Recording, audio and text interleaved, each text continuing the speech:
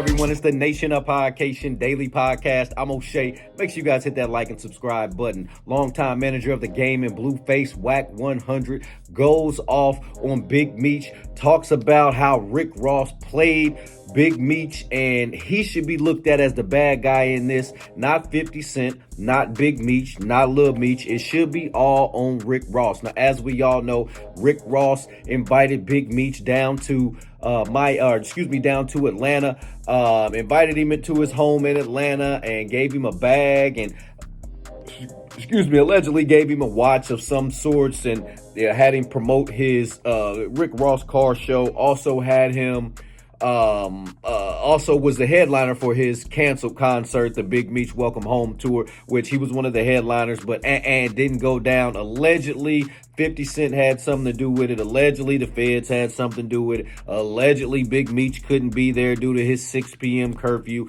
All of these rumors and innuendo, we all know it didn't go down. Well, Wack 100 talks about how Rick Ross knew what he was doing. Rick Ross knew that he was going to mess up the bag for Big Meech and the Flannery family, and just because he knows him and 50 Cent are ops. You see this guy is working with him. Now, if he wanted to move in silence and hang out with Meech and do stuff for him behind the scenes, that would have been okay, but you put that picture on there for a reason, because you were trying to show, I got Big Meech too.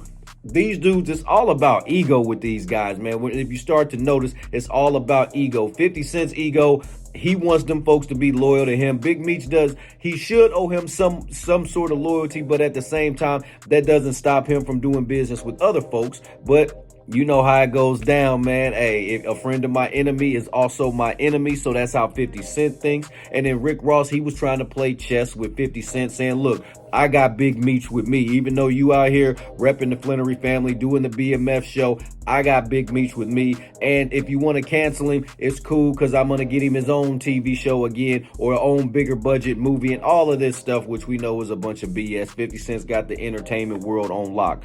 Anyway, let's take a look at this clip from Wack 100 as he talks about Rick Ross, how Rick Ross played Big Meech, and why 50 Cent cut him off. Let's tune in.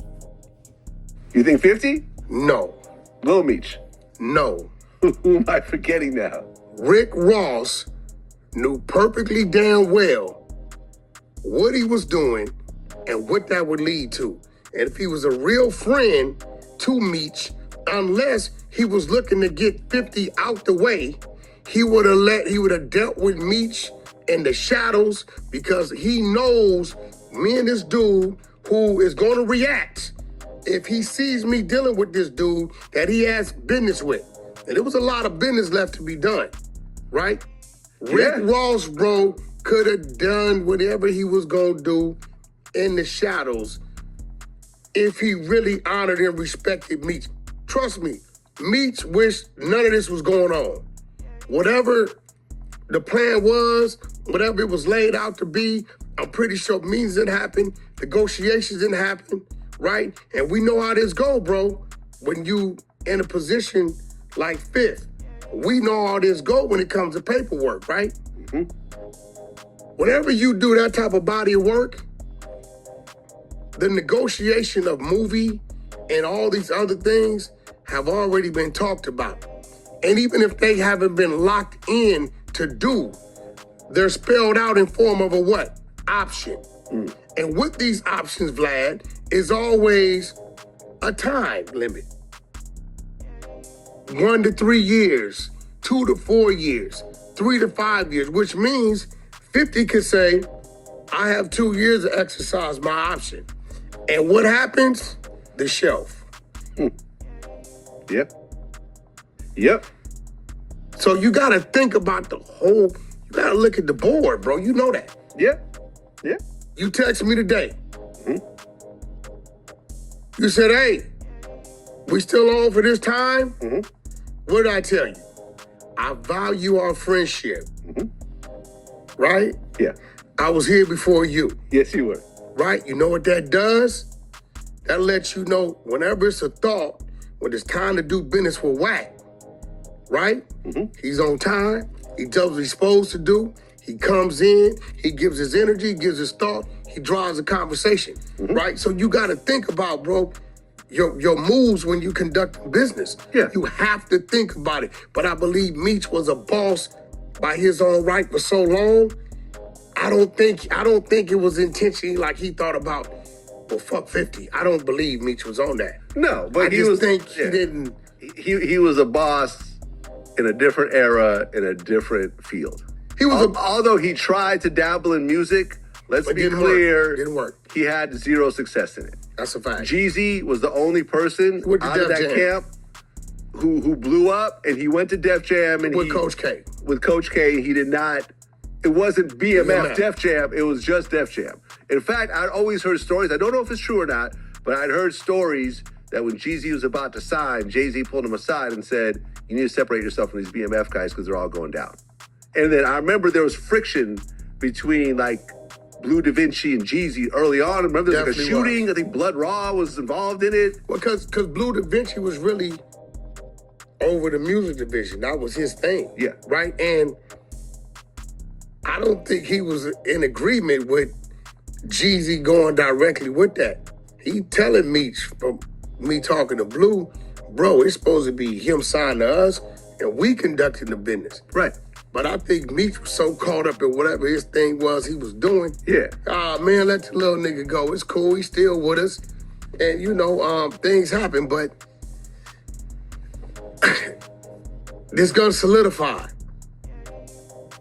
I think 50 know he helped build BMF up to the magnitude that it's viewed upon in the world today. Mm-hmm. And I think he's already squeezed it for what he's gonna get. I think right now he's trying to burn it down. All right, Nation, there you have it. So you got Wack 100 saying 50 Cent is trying to burn down BMF because he did. Hey, without 50 Cent, nobody really would be checking for BMF like that. He's the one that brought the show back around. He's the one that got Lil Meech playing his dad in the show. And that holds significant value because if Lil Meech wasn't playing it, obviously Lil Meech wouldn't have that career. But at the same time, the whole Flannery family wouldn't be getting all that bread, all that notoriety, all the accolades that come along with being a star, being a movie star, being in Hollywood, all, you know, rubbing elbows with all the who's who and things like that. Lil Meech wouldn't have been a part of that. So crazy stuff going on in hip hop right now. I want to see some more seasons of the BMF. I'm really interested to see what the Tammy Cowens lady has to say in her documentary. I want to see if she's going to tell everything, how they're going to present it. Is it going to be like Lad TV style where they sit down and just talk to her? Or are they going to have like a documentary of her? Or, you know, I'm just trying to see how they're going to do that. Real interesting to see because 50 has said before he's trying to get away from the gangster side and we're going to get to the truth-telling side. So we will see what happens with BMF, the show, with Big Meech, with Lil Meech's career. We saw the picture of Lil Meech. He's out there with some of 50's enemies, like or former frenemy Floyd Mayweather. He's got pictures with Rick Ross, and it's over with now. So now you done really drew that line in the sand since you taking pictures with ops too now, after you just was calling and begging and all of this stuff. So I know 50 Cent's got something for him too. Nation, what do you think about Wack 100's comments? What do you think about the 50 Cent Rick Ross issues? What do you think about the 50 Cent Big Meech issues, the 50 Cent Lil Meech issues, the 50 Cent BMF issues? Nation, let me know in the comment section down below. Make sure you all hit that like and subscribe button on your way out. Peace. Destined to be the greatest, yeah, the writing's on the wall.